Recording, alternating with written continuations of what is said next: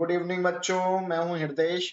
आज हम इस वीडियो में कवर करेंगे अपना कूलाम्स लॉ, जो हमारा chapter number 1 electric charge and field पे है। ठीक है, तो ये हमने नया सेशन है हमारे पास 2026 में, जिसमें हमने टारगेट लिया है कि हम फिजिक्स पूरी कवर करेंगे, एक एक स्टेप आपको कवर कराएंगे क्लास 12 के लिए। तो यहाँ पर हमारे पास जो पहला टॉपिक है वो है कूलाम्स लॉ। ठीक है, तो कूलाम्स लॉ के बारे में हम डिटेल में पढ़ेंगे। तो मैं आप लोगों से बस यही कहूंगा कि जितने बच्चे ये वीडियो देख रहे हैं, हमने पार्ट 1 इसका जो है कंप्लीट कर लिया है। तो पार्ट 1 आपको आप चैनल पे जाएंगे, विजिट करेंगे, तो वहां पर आप पार्ट 1 देख सकते हैं। उसमें हमने इलेक्ट्रिक चार्ज की कुछ बेसिक चीजें आपको बताई हुई हैं। तो इलेक्ट्रिक चार्ज क्या होते हैं, है ना, उन और क्वांटाइजेशन क्या होता है, बहुत सारी चीजें हमने पहले वाले पार्ट में जो है डिस्कस करी थी। और इस वाले पार्ट में जो है हम कूलाम्स लॉ डिस्कस करने वाले हैं। तो वीडियो अंत तक देखें, और मैं तो आप लोगों से ये कहूंगा कि एक कॉपी और पेन लेके भी बैठें, ताकि साथ के साथ इस चैप्टर के नोट्स भी कंप्लीट करते चलें। ठीक है, तो यहाँ पर हम पढ़ने वाले हैं कि फोर्सेस जो हैं वो हमने क्लासिफाई करे हैं, एक कॉन्टैक्ट फोर्सेस में और दूसरा है नॉन कॉन्टैक्ट। तो कॉन्टैक्ट फोर्सेस क्या होते हैं? कॉन्टैक्ट फोर्सेस मैं आपको बता दूं, जब एक बॉडी दूसरे बॉडी के कांटेक्ट में आती है तो वहां पर जो फोर्स लगता है उसे हम कॉन्टैक्ट फोर्स कहते हैं। तो कौन कौन से हमारे कॉन्टैक्ट फोर्स हो सकते हैं? तो पहला है हमारे पास फ्रिक्शनल फोर्स। ठीक है, दूसरा है हमारे पास नॉर्मल रिएक्शन, और तीसरा है टेंशनल फोर्स। मैं आपको बता दूं कि फ्रिक्शनल फोर्स आपने क्लास 11th में पढ़ रखा है, नॉर्मल रिएक्शन भी पढ़ रखा है, टेंशन भी आपने क्या नाम है क्लास 11th में कवर करा हुआ है। ठीक है, तो मैं दोबारा से एक एक बार इनको ओवरव्यू दे देता हूँ। फ्रिक्शनल फोर्स हमारे वो होते हैं जब एक बॉडी दूसरी बॉडी के साथ फ्रिक्शन करती है। ठीक है, तो यहाँ पर क्या नाम है, फ्रिक्शनल फोर्स मतलब घर्षण होता है। तो ऐसे फोर्सेस जो होते हैं वो फ्रिक्शनल फोर्स के अंतर्गत आएंगे, जो कि हमारे कॉन्टैक्ट फोर्स भी कहलाते हैं। और नॉर्मल रिएक्शन का अगर मैं बात करूं, तो मान लो लेट सपोज कि मेरे पास एक बॉडी है। ठीक है, ये ब्लॉक है। ठीक है, और ये कहां पर रखा हुआ है? एक टेबल पर रखा हुआ है। ठीक है, तो यहाँ पर इसके वजन की वजह से नीचे की तरफ एक फोर्स लग रहा होगा। ठीक है, इसके वजन की वजह से इसमें फोर्स लग रहा होगा हमारे पास mg, है ना। और एक जो ब्लॉक है वो भी ऊपर की तरफ फोर्स लगा रहा होगा, दैट इज नॉर्मल रिएक्शन। ठीक है, ये भी हम लोगों ने पढ़ रखा है 11th क्लास में। जिन बच्चों ने पढ़ा है उन्हें याद आ गया होगा। टेंशनल फोर्स में अगर आपको बताऊं कि मान लो लेट सपोज कि कोई भी हमारे पास मान लो वायर है, अगर हम उसे खींच रहे हैं तो उसमें क्या है, टेंशन बनने बनने लग जाएगी। तो ये भी एक तरह से फोर्स की ही तरह होता है, क्योंकि यहाँ पर भी दो बॉडी काम करती हैं। ठीक है, तो ये चीज ये थे हमारे पास कॉन्टैक्ट फोर्सेस। अगर हम बात करें नॉन कॉन्टैक्ट फोर्सेस की, तो नॉन कॉन्टैक्ट फोर्स जहां पर हमें कॉन्टैक्ट की जरूरत नहीं पड़ती है। मान लो ये ए बॉडी है और ये दूसरी जो है वो बी बॉडी है। ठीक है, तो इनके बीच में दूरी है, फिर भी कोई ना कोई फोर्स लग रहा होगा, उसे हम नॉन कॉन्टैक्ट फोर्स कहते हैं। तो कौन कौन से होते हैं? ग्रेविटेशनल होता है, ग्रेविटेशन आप बचपन से पढ़ते हुए आ रहे हो, ग्रेविटेशनल फोर्स। और दूसरा होता है हमारे पास मैग्नेटिक फोर्स।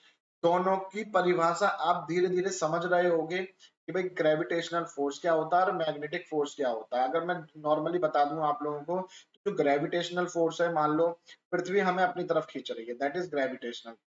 ठीक है, और मान लो अगर मैग्नेट है, मैग्नेट क्या कर रही है, जैसे मान लो ये बार मैग्नेट है, नॉर्थ और यहाँ पर साउथ है ना। तो यहाँ पर मान लो कुछ आयरन के पीसेस पड़े हुए हैं। ठीक है, तो ये क्या कर लेगी, इसको अपनी तरफ खींच रही है। तो इनके बीच में जो फोर्स लग रहा है वो कैसा है, हमारे पास मैग्नेटिक फोर्स है। यस और नो, ये वाली बातें क्लियर हो रही हैं? चलिए अब आगे चलते हैं हम। तो इलेक्ट्रोस्टैटिक फोर्स जो है वो हमारा क्या है, एक तरह से नॉन कॉन्टैक्ट फोर्स। इसमें हमें कोई भी दो बॉडी को बहुत ज्यादा पास ले जाने की जरूरत नहीं पड़ेगी। जैसे मान लो ये बॉडी मैंने बनाई हुई है यहाँ पर, और एक बॉडी मैंने ये बनाई हुई है। ठीक है, तो आप देखोगे कि इन दोनों में बहुत दूरी है ना, फिर भी इन दोनों में एक फोर्स लग रहा होगा। ठीक है, और ये चार्जेस हैं, तो इसलिए ये इलेक्ट्रोस्टैटिक मैंने बोल दिया है, इनमें कुछ ना कुछ फोर्स लग रहा होगा, तो ये फोर्स है ना। और दूर है तो ये नॉन कॉन्टैक्ट फोर्स है। तो इनको क्या नाम है, इलेक्ट्रोस्टैटिक फोर्स जो दिया गया वो हमारे चार्ल्स अगस्टिन डी कूलाम ने दिया। और इस नॉन कॉन्टैक्ट फोर्स को हमने कहा कूलाम्स लॉ ऑफ फोर्स। बहुत इंपॉर्टेंट है कूलाम्स लॉ, जिसके बारे में अभी हम पढ़ने वाले हैं, जैसे कि आपने वीडियो में भी देखा होगा। ठीक है, चलिए अब आगे बढ़ते हैं हम। तो कूलाम फोर्स के बारे में जरा 2-3 बातें जान लेते हैं। सबसे पहले मैं इसकी डेफिनेशन आपको बताऊंगा कि भाई कैसे हम डिफाइन कर सकते हैं। क्या कह रहा है हमसे, जरा ध्यान से देखिएगा कि it it states that force of attraction और रिपल्शन, यहाँ पर क्या है, फोर्स ऑफ अट्रैक्शन भी हो रहा है, फोर्स ऑफ रिपल्शन भी हो रहा है between two point. Electric charge at rest is directly proportional to the product of their magnitude of the charges and inversely proportional to the square of the distance between them। तो आपको ये definition तो याद होनी चाहिए, ठीक है। तो ये डेफिनेशन आपको अच्छे से जो है याद हो जानी चाहिए, ठीक है। नाउ अब मैं आपसे कहूं कि भाई इस अकॉर्डिंग टू दिस डेफिनेशन ये क्या कहना चाह रहा है, तो आप जरा ध्यान से देखिएगा कि जो फोर्स है ना वो डायरेक्टली प्रोपोर्शनल है किसके, इन दोनों चार्जेस के। तो मैंने यहाँ पर देखो फोर्स जो है वो डायरेक्टली प्रोपोर्शन करा हुआ है दो चार्जेस के बीच में। मान लो एक Q1 चार्ज है और एक मेरा Q2 चार्ज है, ठीक है। तो जो फोर्स होगा ना वो इन दोनों के डायरेक्टली प्रोपोर्शनल होगा। इसका मतलब ये हुआ कि अगर ये दोनों चार्ज बढ़ेंगे तो मेरा फोर्स भी बढ़ेगा। पहली बात क्लियर हो गई। और दूसरा पॉइंट, पहला पॉइंट तो चलो ये हो गया। सेकंड पॉइंट मेरा ये कह रहा है कि भाई जो फोर्स है वो इनवर्सली प्रोपोर्शनल होगा किसके, इन दोनों की बीच की डिस्टेंस के स्क्वायर के। इसका मतलब क्या हुआ सर, जरा अच्छे से डिटेल में बताओ। तो इसका मतलब ये हुआ कि अगर मान लो दो चार्ज हैं, एक ये है और एक ये, ठीक है, इनके बीच के डिस्टेंस आर है। अब मान लो एक चार्ज ये रखा है, एक चार्ज ये रखा है। तो यहाँ पर मान लो Q1 है और यहाँ पर मान लो Q2 है। इसी प्रकार से यहाँ पर मान लो Q1 है, यहाँ पर मान लो Q2 है। तो यहाँ पर बीच में डिस्टेंस कम है तो फोर्स क्या होगा, ज्यादा होगा। और डिस्टेंस यहाँ पर ज्यादा है तो फोर्स कैसा होगा, कम होगा। तो यहाँ पर इनवर्सली प्रोपोर्शनल का मतलब ये होता है, सही है। इनवर्सली प्रोपोर्शनल का मतलब क्या हो जाएगा कि जब कोई एक चीज बढ़ेगी तो दूसरी चीज अपने आप ही क्या है, घटेगी, ठीक है। तो मैं जब इन दोनों इक्वेशनों को ऐड करता हूँ, पहली इक्वेशन और दूसरी इक्वेशन को, तो मेरे पास आ जाता है force directly proportional to Q1 Q2 upon में आर का स्क्वायर, ठीक है। ये मेरे पास एक रिलेशन आ गया है ना, अकॉर्डिंग टू दिस डेफिनेशन, ठीक है। जब मैं डायरेक्टली प्रोपोर्शनल का साइन हटाऊंगा, ठीक है, तो मेरे पास एक कांस्टेंट आ जाता है दैट इज के। तो F इज इक्वल टू क्या हो गया, के Q1 Q2 अपॉन में आर स्क्वायर। यही क्रांतिकारी फॉर्मूला है आपका क्लास 12th में, जिसको कुलाम्स फॉर्मूला भी कहते हैं, कुलाम्स लॉ ऑफ फोर्स भी कहते हैं, ठीक है। यहाँ पर आपके पास जो के की वैल्यू है वो है आपके पास के इज इक्वल टू 1 अपॉन में, k is equals to 1 upon में 4 पाई एप्सिलॉन। अब यहाँ पर आपने एक नई चिड़िया के बारे में सुन रहे हो, एप्सिलॉन नॉट के बारे में। मैं अभी बताऊंगा डिटेल में आपको कि भाई क्या है एक्चुअल में। तो सर अभी आपने एक फॉर्मूला ड्राइव करा, यहाँ पर जहां लिख रहा हूं मैं वहां पर ध्यान दीजिए आपको कि F इज इक्वल टू क्या था, 1 अपॉन में 4 pi epsilon naught Q1 Q2 upon में आर स्क्वायर। ये फॉर्मूला मैंने ड्राइव करके यहाँ पर निकाला है ऊपर से अकॉर्डिंग टू द डेफिनेशन, ठीक है बच्चों, जैसे कि आपको यहाँ पर दिख रहा है।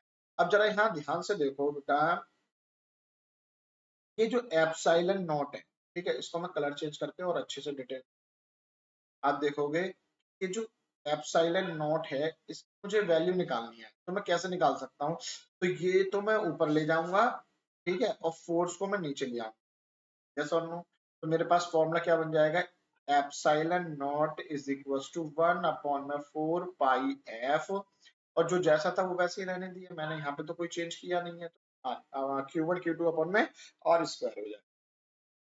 अब ये जो एप्सिलॉन नॉट मैं बार बार बोल रहा हूँ आपको, इसको हम बोलते हैं परमिटिविटी ऑफ एयर या फिर परमिटिविटी ऑफ फ्री स्पेस, ठीक है। तो ये आपको याद रखना है कि एप्सिलॉन नॉट को हम क्या बोलते हैं, परमिटिविटी ऑफ फ्री स्पेस बोलते हैं, ठीक है। इसकी कुछ वैल्यू होती है, ये कांस्टेंट है 8.85 इंटू 10 की पावर -12 कूलम स्क्वायर पर न्यूटन मीटर स्क्वायर, ठीक है। तो आप यहाँ से जो इस ये मैंने फॉर्मूला ड्राइव करा हुआ है, यहाँ से आप इसकी वैल्यू भी निकाल सकते हैं, ठीक है। तो यहाँ से आप मैंने एक साइड में डाल रखा है, कॉलम बना रखा है। तो यूनिट ऑफ एप्सिलॉन नॉट कितनी आ गई, कूलम स्क्वायर अपॉन में न्यूटन मीटर, सही है। अब जरा ध्यान से देखो, जो हमने फॉर्मूला लिखा था F is equal to 1 upon में 4 pi epsilon naught, Q1 Q2 upon में आर स्क्वायर, ये फॉर्मूला लिखा था, और ये क्या था हमारे पास, के था, यस और नो। तो के की भी वैल्यू होती है, जब आप इसकी एप्सिलॉन नॉट की वैल्यू रख लोगे, 4 पाई की वैल्यू रखोगे और डिवाइड कर दोगे, तो ये एक्चुअल में आ जाती है आपके पास 9 इंटू 10 की पावर 9, ठीक है, न्यूटन मीटर स्क्वायर पर कूलाम स्क्वायर। तो ये आपके पास वैल्यू आ जाती है, ठीक है, तो आप यहाँ पे देख सकते हैं वैल्यू, ठीक है, ये चीजें क्लियर हुई बहुत अच्छे से। चलिए अब आगे बढ़ते हैं। तो we know that force require a magnitude as well as direction. तो आपने देखा होगा कि जो फोर्स है उसमें मैग्नीट्यूड है, मतलब कि भाई 1 न्यूटन का है, 10 न्यूटन का है, 100 न्यूटन का है। ये न्यूटन एक्चुअल में क्या दर्शा रहा है, आपको मैग्नीट्यूड दर्शा रहा है। मैग्नीट्यूड का एक्चुअल में मीनिंग होता है कोई वैल्यू, है ना, मान इसका, ठीक है। तो फोर्स का कुछ ना कुछ मान है, मतलब मैग्नीट्यूड है, यस और नो, और इसकी डायरेक्शन भी है ना। तो फोर्स किस डायरेक्शन में लग रहा है ना, तो ये भी अगर डायरेक्शन होगी और मैग्नीट्यूड होगा, तो हम ये कह सकते हैं कि भैया ये जो है हमारी कैसी है, वेक्टर क्वांटिटी। तो force is a vector quantity, तो आपको याद रखना है। अगर वेक्टर क्वांटिटी है तो कूलॉम्स लॉ जो अभी हम पढ़ के आए हैं, इसके लिए एक वेक्टर फॉर्म की होगी, है ना, वो भी इंपॉर्टेंट है, तो वो भी हमें इसमें पढ़ना है। चलिए नीचे देखते हैं। तो ये समझना है बहुत अच्छे से आपको, ठीक है। तो यहाँ पर देखो मैं आपको बता दूं, तो जरा यहाँ पर ध्यान से देखो, मैंने, चलो मैं एक अलग से बना के दिखाता हूँ फिर आपको। मान लो एक चार्ज मेरे पास ये है और एक चार्ज मेरे पास ये, मान लो इसका नाम दिया था मैंने Q1 और इसका नाम दिया था मैंने, और एज वी नो दैट कि भाई Q1 भी पॉजिटिव है और Q2 पॉजिटिव है, इन दोनों के बीच की जो डिस्टेंस है वो मैंने मान ली है R। इतनी बात समझ में आई आप लोगों को? अभी ऊपर मत देखना, ठीक है, अभी सिर्फ जो मैं बना रहा हूँ वो देखिए आप। अब जरा ध्यान से देखिए कि भाई इस Q1 पर Q2 की वजह से एक फोर्स लग रहा होगा, है ना, तो वो इसको क्या कर रहा होगा, रिपेल कर रहा होगा। तो ये मैंने ऐसा करके कर दिया, ये दूरी तो भाग रहा होगा इससे, तो मैंने इसको क्या नाम है, दूर भगा दिया। अच्छा अब जरा ध्यान से सुनो फिर से कि Q2 पर फोर्स लग रहा होगा, किसकी वजह से, Q1 की वजह से लग रहा होगा, तो ये भी इससे दूर भाग रहा होगा, तो मैंने इसकी डायरेक्शन इधर दे दी। अब चलो पिक्चर पे आ जाते हैं, है ना। पिक्चर हमारी ये कह रही है कि भाई एक Q1 है और एक क्या है, Q2 है, यस और नो।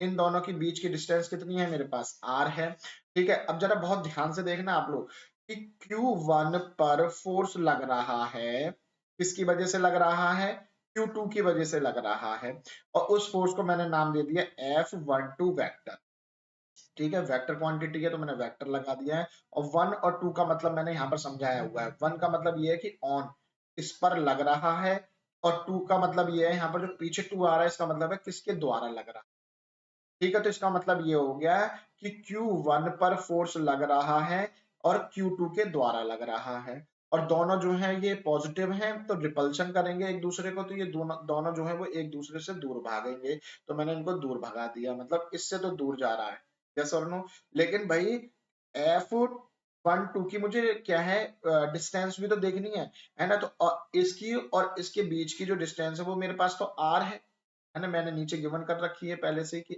R है। जरा ध्यान से देखना, ये जो डायरेक्शन है इन दोनों की डिस्प्लेसमेंट है ना, और डिस्प्लेसमेंट कैसी है, वेक्टर क्वांटिटी है, तो ये भी क्या नाम है, वेक्टर फॉर्म में होगी। तो जरा ध्यान से देखो इसकी जो डायरेक्शन है F12 की, जरा ध्यान से देखो, तो ये एक्चुअल में किस तरफ जा रही है, हमारी इस तरफ जा रही है, जैसा F12 की जो डायरेक्शन जा रही है वो हमारी किस तरफ जा रही है, इस तरफ जा रही है। इसी प्रकार से F21 का मतलब यहाँ पर क्या होगा, मतलब फोर्स जो है वो Q2 पर लग रहा है और 1 के द्वारा लग रहा है, तो इसकी जो डायरेक्शन आप देख रहे हो वो इस तरफ जा रही है, यस और नो, ठीक है। तो आप यहाँ पे देख सकते हो कि डायरेक्शन कैसे चेंज हो रही है।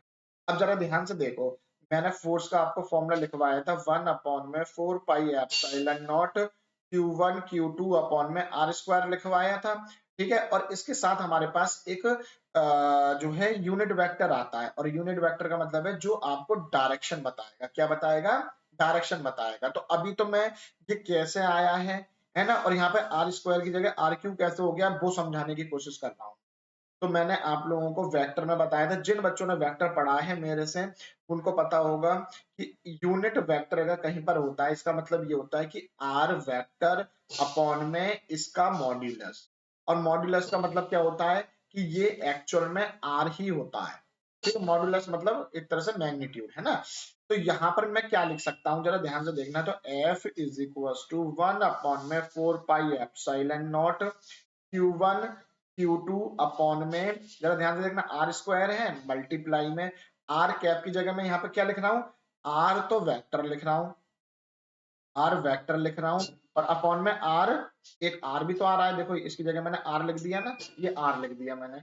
तो आर की गुणा जब मैं आर से करूँ, आर स्क्वायर से करूंगा तो ये आर क्यू हो जाएगा। ये वाली बात तो मुझे समझ में आ गई, लेकिन यहाँ पर जो आर वेक्टर लिखा हुआ है, तो यहाँ पर जो पहले के लिए मैं फोर्स ले रहा हूँ R12 जो मैं ले रहा हूँ फोर्स, तो वो आप अगर देखोगे कि वो किसकी डायरेक्शन में जा रहा है, R12 चेक करो जरा आप यहाँ पर। तो ये जो है यहाँ पर इसकी तरफ, मतलब F12 की डायरेक्शन में, F12 मेरा इस तरफ है ना, जरा चेक करो, मैं पेन चेंज करके ना तब अच्छे से आपको क्लियर। देखो F12 मेरा इस डायरेक्शन में है, और इस डायरेक्शन में होने वाली जो डिस्प्लेसमेंट है वो यही है। तो इसीलिए मैं यहाँ पर क्या है, आर वेक्टर, जो आर वेक्टर लिया है उसकी जगह मैं क्या लिख सकता हूँ, R21 लिख सकता हूँ। तो देखो मैंने यहाँ पर R21 लिख दिया, R21। एक बार मैं रिफ्रेश कर देता हूँ ताकि क्या नाम है जो चीजें, ठीक है। तो जरा मैं दोबारा समझा रहा हूँ, मैं यहाँ पर चीजें क्लियर कर रहा हूँ आप लोगों को। क्या था कि F is equal to, force का फॉर्मूला क्या था, 1 अपॉन में 4 pi epsilon naught Q1 Q2 upon में आर स्क्वायर था। और यहाँ पर क्या आ जाता था मेरे पास, इसका आर का यूनिट वेक्टर आता था। मैंने यहाँ पे लिखा हुआ था आर यूनिट वेक्टर होता है मेरे पास क्या, आर का वेक्टर अपॉन में आर का मॉड्यूलस। और ये मॉड्यूलस क्या बताता है मुझे, इसका मैग्नीट्यूड ही बताता है। तो आर मॉड्यूलस को मैं आर भी लिख सकता हूँ। ठीक है बच्चों, ये चीजें क्लियर हो रही हैं। अब मैंने आपको क्या कहा कि भाई ये नीचे ना क्यूब आ रहा है, तो ये क्यूब कैसे आ रहा होगा, तो F is equal to 1 upon में 4 pi epsilon naught Q1 Q2 upon में आर स्क्वायर। इस आर कैप की जगह मैं यहाँ पर क्या लिख सकता हूँ बताना जरा, आर वेक्टर लिख सकता हूँ अपॉन में आर लिख सकता हूँ। यस और नो, ये वाली बातें क्लियर हुई। अब जरा समझो बहुत प्यार से, आर देखो फोर्स मेरा क्या है, इस तरफ जा रहा है, यस और नो। तो मैं इसके लिए फोर्स निकाल रहा हूँ है F Q1 के लिए, तो ये क्या हो जाएगा, फोर्स 1 पर लगने वाला किसके द्वारा, 2 पर, 2 से, है ना, 1 पर लग रहा है, 2 के द्वारा लग रहा है। अब यहाँ पर भी तो मुझे वेक्टर है ना, तो वेक्टर ये हो गया, तो ये चेंज किया है मैंने, तो ये भी तो चेंज करना पड़ेगा, तो इसकी भी डायरेक्शन चेंज कर लो। कि अब ये देखो फोर्स की डायरेक्शन में कौन सा डिस्प्लेसमेंट वेक्टर इसकी तरफ है, तो R21 है ना, तो यहाँ पर भी मैं क्या लिख दूंगा, R21। यस और नो, तो ये मेरे पास क्या बन जाएगा, F vector 1 2 is equal to 1 upon में 4 pi epsilon naught Q1 Q2 upon में R का क्यूब हो जाएगा, और R21 वेक्टर। यस और नो, इस वजह से मेरा ये पूरा स्टेटमेंट ऐसे आया है। अब जिसको समझ में नहीं आया है वो मुझे कमेंट सेक्शन में बता दो, मैं शॉर्ट वीडियो बना के आप लोगों को मैं समझा दूंगा और अच्छे से इसी पॉइंट को। ठीक है, अच्छा, जब मैंने F12 की बात कर ली है तो मैं F21 की भी तो बात करूंगा ना, है ना। तो F21 के लिए देखो, तो फॉर्मूला तो सेम ही है, 1 अपॉन में 4 pi epsilon naught Q1 Q2 upon में R का क्यूब। बस यहाँ पर 21 था तो यहाँ पर 12 हो जाएगा, क्यों, क्योंकि भैया F21 तो इस डायरेक्शन में है, और देखो इसी डायरेक्शन में हमारा कौन सा कंपोनेंट है, डिस्प्लेसमेंट वेक्टर है R12। तो ये वाला स्टेटमेंट आ गया मेरा, तो भी मैं डब्बे में, ये दोनों बातें समझ में आ गई होंगी आई होप। ठीक है, नहीं आई है तो कमेंट सेक्शन में बताएं और अच्छे से क्लियर। ठीक है, तो आप ये वाली बात देख पा रहे होगे कि R12 जो है वो R21 के बराबर है, लेकिन अपोजिट डायरेक्शन है, इसलिए मैंने माइनस। यस और नो, तो F21 की वैल्यू बताना जरा क्या आई थी, 1 अपॉन में 4 pi epsilon naught Q1 Q2 upon में R का क्यूब आई थी।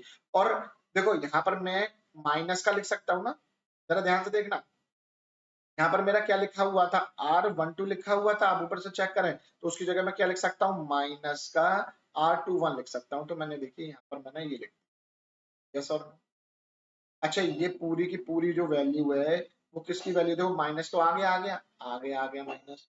ये पूरी की पूरी वैल्यू किसकी है, F12 की वैल्यू है। तो इसका मतलब ये हो गया फोर्स दूसरे पे लग रहा है 1 के द्वारा बराबर होगा फोर्स जो पहले चार्ज पर लग रहा है दूसरे के द्वारा, बस अपोजिट ही लग रहे हैं। ये स्टेटमेंट निकल के आता है वेक्टर।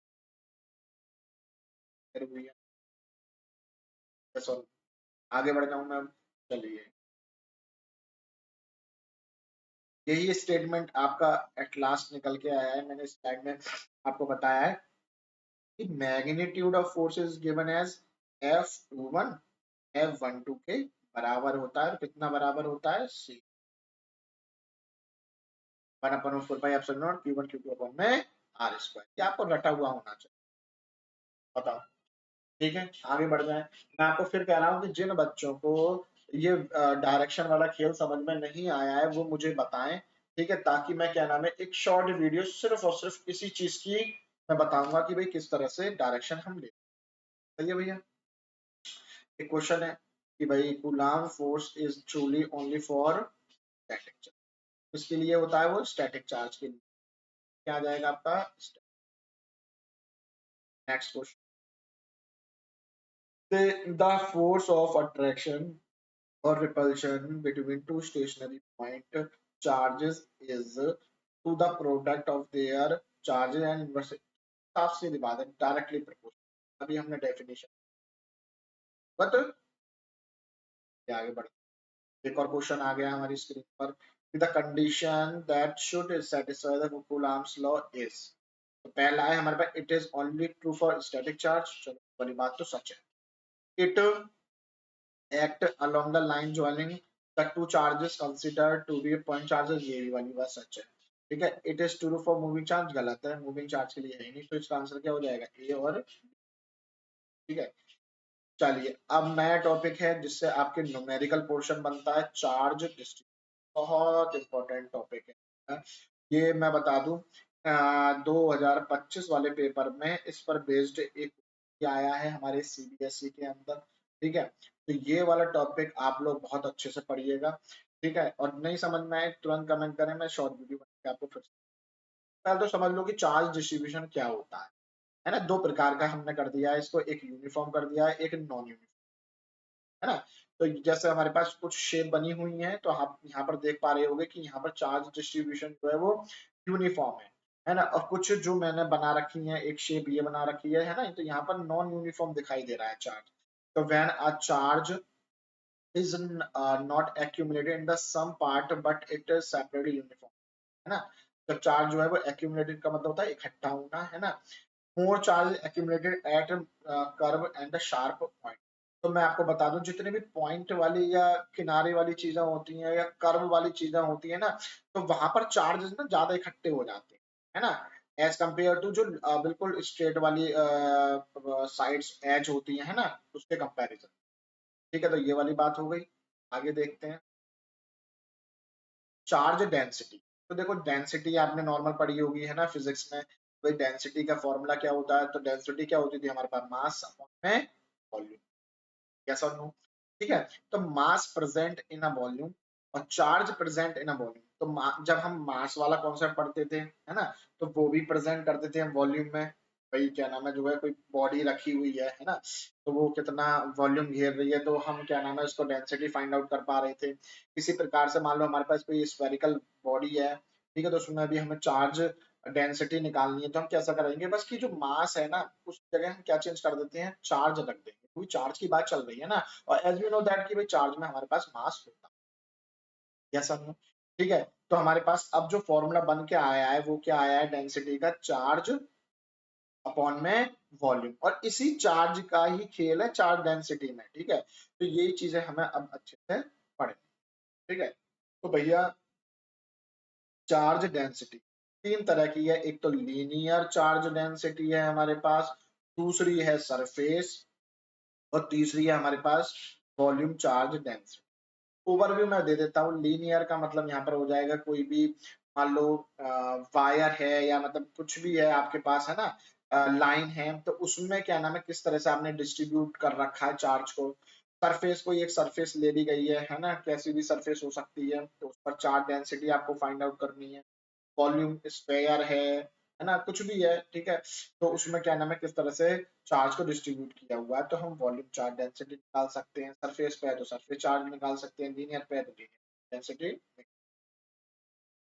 तो पहला जो टॉपिक है हमारे पास वो है लीनियर चार्ज डेंसिटी, और इसको हम डिनोट करेंगे लैम्डा से। बहुत अच्छे से आपको समझना है, ठीक है। तो जैसे कि अभी हमने डेंसिटी का फॉर्मूला पढ़ा था, ठीक है, तो डेंसिटी बराबर में हमने चार्ज अपॉन में, ठीक है, सबके हिसाब से चेंज हो रही थी ना, है ना। तो चार्ज अपॉन में क्या हो गया, वॉल्यूम हो गया। अब बात कर रहे हैं हम लीनियर चार्ज की, तो हम इसे लैम्डा से डिनोट कर रहे हैं, तो लैम्डा इज इक्वल टू हो जाएगा चार्ज अपॉन में लेंथ। लेंथ बोले तो जो भी आप एलिमेंट है उसकी लेंथ जो भी है, ठीक है, उसे आप एल से कंसीडर कर रहे हैं। मान लो ये कोई एक एलिमेंट है जिसे मैं एल से डिनोट कर रहा हूँ, ठीक है। तो आप देख सकते हैं, तो मैंने यहाँ पर लिखा हुआ है चार्ज पर यूनिट लेंथ। तो लैम्डा बराबर में क्या हो गया, charge on small element upon में लेंथ ऑफ एलिमेंट, ठीक है। अच्छा, अब जरा ध्यान से देखो, अगर मैं छोटे चार्ज के लिए बात करूं, मतलब एक यहाँ से एक एलिमेंट उठा लेता हूँ, यहाँ से लेके इतना एलिमेंट उठा लेता हूँ, ठीक है। तो जरा यहाँ पर चलो अच्छे से देखते हैं, उसे छोड़ो।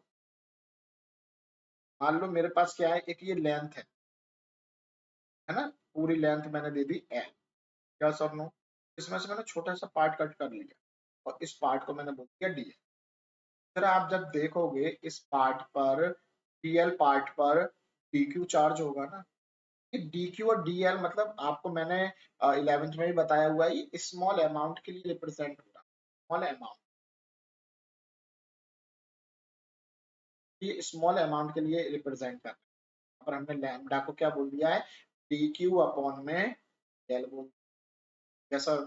अच्छा, एक बात और देखें, जब आप देखोगे, अब यही जो लेंथ है मेरे पास, ये मान लो सर्कुलर है, कैसी है, सर्कुलर है, ठीक है।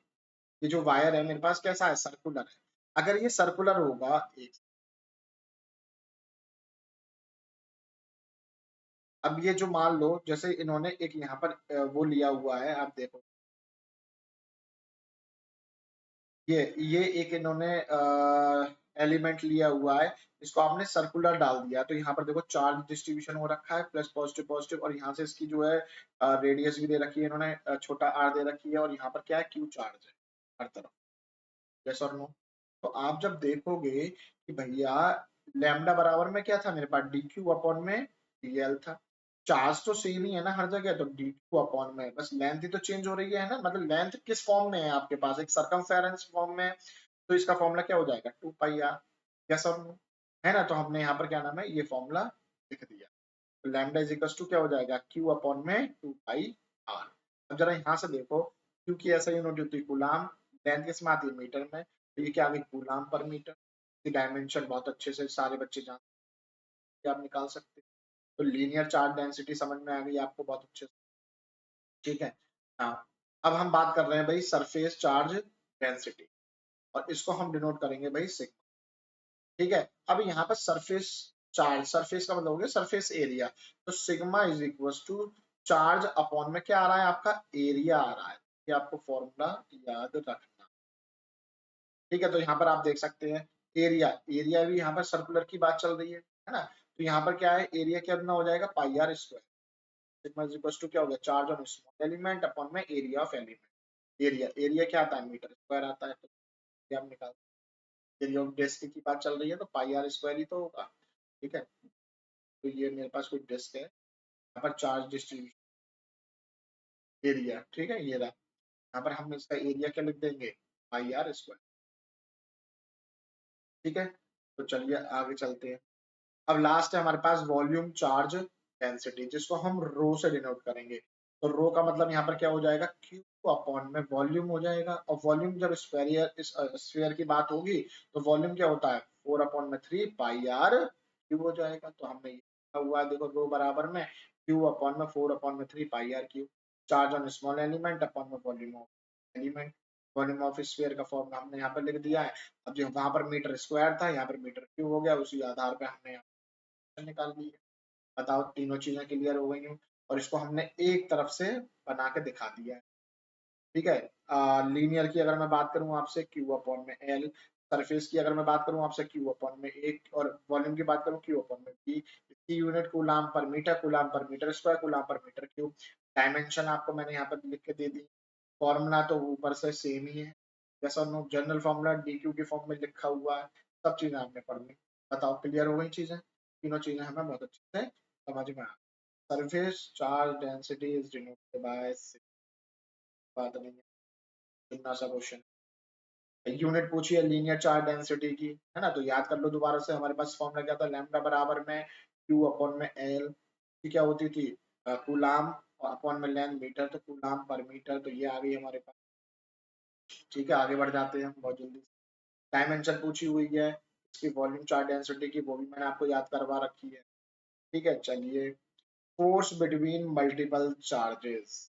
ठीक है, तो अब यहाँ पर हम बात करेंगे कि हमारे पास कोई एक स्पेस है और उस स्पेस में हमारे पास मान लो कई सारे चार्ज, मल्टीपल चार्जेस है, तो उनके बीच में फोर्सेस कैसे लगाएंगे, तो वो हम इस टॉपिक में कवर करेंगे। पहले जनरल चीजें जान लेते हैं कि the mutual electric force between two charges given by the Coulomb, अंकल जी कूलाम्स लॉ के द्वारा दिया गया। ठीक है, how to calculate the force on the charge where there are not one but several charges around, what is the charge on Q1 due to Q2 Q2 है, मतलब जितने भी हैं चार्जेस उनके द्वारा क्या क्या लग रहा होगा, वो चीजें हम चलिए पहले देख ही लेते हैं ना। तो experimentally it is verified that force on any charge due to number of other charges is vector sum of all forces on the charges due to the other charges taken one at a time। इसका मतलब क्या होगा, इसका मतलब चलो समझते हैं इस पिक्चर की वजह से। मान लो कि मेरे पास Q2 चार्ज है और ये मेरे पास Q1 चार्ज है और एक मेरे पास Q3 चार्ज है। मल्टीपल चार्ज हो गए, ऑब्वियस सी बात है। ठीक है, ओरिजिन से इसकी Q1 की जो मेरे पास डिस्प्लेसमेंट वेक्टर है वो मेरे पास R1 है, ये R2 है और ये R3 है। तो आपने पैरेललोग्राम पढ़ा होगा क्लास 11th में, तो हम इसको इधर से मिला देंगे और इसको इधर से मिला देंगे। अगर आप देखोगे इस पॉइंट पर Q1 पर देखोगे तो Q1 पर Q3 की वजह से लग रहा होगा फोर्स। ठीक है, और वो कैसा लग रहा होगा, रिपल्सिव लग रहा होगा, तो ये दूर भागेगा, तो भाग रहा है। इसको मैंने नाम दे दिया F13। मैंने आपको बताया F13 का मतलब क्या है, 1 पर तो लग रहा है ना, ऑन लिख देता हूं, और 3 बाय, मतलब इसके द्वारा लग रहा है इस पर 1 पर। इसी प्रकार से तो ये इसकी डायरेक्शन ऊपर की तरफ होगी ना, है ना। चलो अब यहाँ पर देखो, एफ मतलब Q1 पर लग रहा है Q2 के द्वारा, तो ये भी तो इससे दूर भागेगा, तो देखो ये भाग गया। ठीक है, ये ऊपर की तरफ भाग रहा है और ये इस तरफ भाग रहा है, तो इसका जो रिजल्टेंट आएगा वो बीच में ही है। ये आपको वेक्टर में पढ़ा है, यस और नो। तो आप यहाँ पर देख सकते हैं कि मल्टीपल चार्जेस के लिए कैसे फोर्स। ठीक है, तो कंसिडर अ सिस्टम, मैं एक कंसिडर कर रहा हूँ सिस्टम को of three charges Q1 and Q2। The force on one charge से Q1 due to two other charges Q2 or Q3 can therefore be obtained by performing a vector addition of force due to each one of these charges।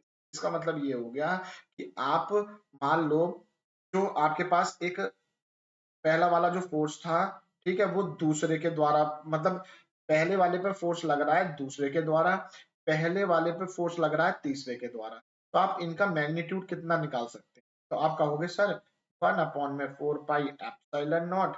अब कौन कौन से charges हैं यहाँ पे, Q1 Q2 upon में क्या हो जाएगा यहाँ पर R, और 1 2 ले रहे हैं तो 1 2 का स्क्वायर, है ना। यहाँ पर 1 2 का स्क्वायर ले दिया है और यहाँ पर हमने यूनिट कैप में 1 2 लिख। ठीक है, तो अभी हम इसको इसी तरह से लिख दे रहे हैं। ठीक है, और अगर आप 1 3 के लिए F13 के लिए लिखोगे तो देखो यही चीज आ गई आपकी, और 2 के लिए ये मैंने जो ऊपर लिखा था वो आ गया, और F3 के लिए ये लिख दिया। ठीक है, बिल्कुल सेम उसी तरीके से। अगर मैं बात करूं आपसे इन द सेम वे, ठीक है, Q2 पर लग रहा है फोर्स, किसके द्वारा लग रहा है, तीसरे के द्वारा लग रहा है, तो यहाँ पर देखो Q1 Q3 आएगा ये यहाँ पर। यहाँ पर Q3 है, which again is the Coulomb force on Q1 due to Q3 even though other charge Q2 is present। तो 10, अब इन पर टोटल भी तो लग रहा होगा, तो हम क्या, अभी मैंने डेफिनेशन आपको बताई थी कि एल्जेब्रिक सम होता है ना, तो हम इसको क्या करेंगे, प्लस कर देंगे, F12 को भी प्लस कर देंगे, F13 को भी प्लस कर देंगे, अगर चौथा भी होता तो F14 भी कर देते, एंड सो ऑन। ठीक है, तो सबका मैग्नीट्यूड लिख दिया हमने प्लस करके, ठीक है, और ठीक है, सबका हमने यहाँ पर मैग्नीट्यूड लिख दिया है।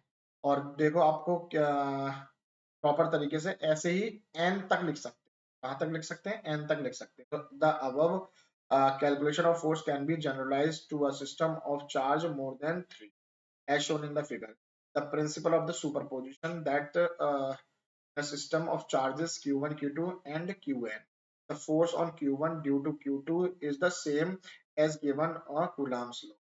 It is unaffected by the presence of other charges Q2। अगर मान लो Q2 की वजह से Q1 पर चार्ज लग रहा है, तो हम Q3 को, Q4 को एंड सो ऑन Qn तक अभी हम उसको क्या कर देंगे, नेग्लेक्ट कर देंगे Q2 के लिए जब लग रहा होगा। इसी प्रकार से Q1 पर फोर्स लग रहा होगा Q3 के लिए, Q3 के द्वारा, तो हम बाकी के क्या नाम है जो है नेग्लेक्ट कर देंगे। तो ये चीजें आपको ध्यान रखनी है, ठीक है। चलिए आगे देखो, the total force F1 on the charge Q1 due to other charge is then given by the vector sum of all forces F12, F13, F14, F15 and so on. ठीक है, और सबकी मैग्नीट्यूड मैंने आपको यहाँ पर लिख के दिखाई दिया है, ठीक है। तो देखो ये रहा आपका फाइनल रिजल्ट, F1 का जो फोर्स आएगा वो दूसरे के द्वारा लग रहा होगा, तीसरे के द्वारा लग रहा होगा, यहाँ पर चौथा होगा, पांचवा होगा, छठा होगा और n तक होगा। उन सब में 1 अपॉन में 4 पाई एप्सिलॉन नॉट कॉमन आ रहा होगा, Q1 Q2 अपॉन में R12 का स्क्वायर, इनके ये डिस्प्लेसमेंट वेक्टर आ रहे होंगे एंड सो ऑन, n के लिए तो सो ऑन। तो अब मैं इसका क्या है, एक फाइनल रिजल्टेंट निकालूंगा, तो क्या आ जाएगा 1 अपॉन में 4 पाई एप्सिलॉन नॉट, और Q1 देखो सब में ही कॉमन आ रहा है, तो Q1 को मैंने बाहर ले लिया है ना। समेशन I से लेके 1 से स्टार्ट होगा और कहां तक जा रहा है मेरा, n तक जा रहा है, ठीक है। चेंज क्या हो रहा है मेरा, यहाँ पे 2 आ रहा है, यहाँ पे 3 आ रहा है, यहाँ 4 आ रहा है, तो QI लिख दूं, और मेरा 1 से स्टार्ट हो रहा है ना, तो R1I, और इसके लिए भी मैं चेंज कर दे रहा हूँ, जो मेरे पास क्या नाम है डायरेक्शन के लिए यूनिट वेक्टर, ठीक है। तो the vector sum is obtained as usual by the parallelogram law of addition of vector. तो ये 11th में पैरेललोग्राम लॉ के द्वारा हम इनको ऐड करके देख सकते हैं, ठीक है। Consequence and the superposition principle, ये सुपरपोजिशन प्रिंसिपल भी कहलाता है, ठीक है। चलिए अब देखो, एक क्वेश्चन है, a charge Q1 exerts some forces on the second charge। एक चार्ज है Q1, ठीक है, वो क्या नाम है कुछ फोर्स लगा रहा है। If third charge Q3 is brought near the force exerted by Q1 on Q2, तो क्या नाम है, जैसे मान लो Q1 जो है वो Q2 पर क्या लगा रहा है, फोर्स लगा रहा है, और Q3 को आप बीच में लेके आ गए, तो कोई फर्क पड़ेगा, तो रिमेन अनचेंज। बताओ ये चीजें क्लियर हो गई। नेक्स्ट क्वेश्चन आपका है कि two charges are placed at distance apart, if glass slab is introduced between them then the mutual force between the charges decrease। सही बात है, बिल्कुल ठीक है। दो चार्जेस हैं रखे हुए हैं, है ना, एक डिस्टेंस पर, अगर हम ग्लास स्लैब को लेके आते हैं, ठीक है, और बीच में रखते हैं, तो जो म्यूचुअल फोर्स लग रहा होगा वो अपने आप ही क्या हो जाएगा, डिक्रीज हो जाएगा, ठीक है। तो ये आपका एंड था इस वीडियो का, ठीक है। तो आई होप ये वीडियो आपको अच्छी लगी होगी और कुछ समझ में आया होगा, नहीं समझ में आया तो आप मुझे कमेंट करें, ठीक है, और वीडियो को लाइक जरूर करें, ठीक है। अगर वीडियो अच्छी लगी हो तो अच्छा कमेंट करें, और चैनल को सब्सक्राइब जरूर कर लें जो नए बच्चे हैं, है ना। तो इसी प्रकार से हम वीडियो लेके आएंगे प्रॉपर तरीके से, और चैनल को सब्सक्राइब करते चलें। राधे राधे।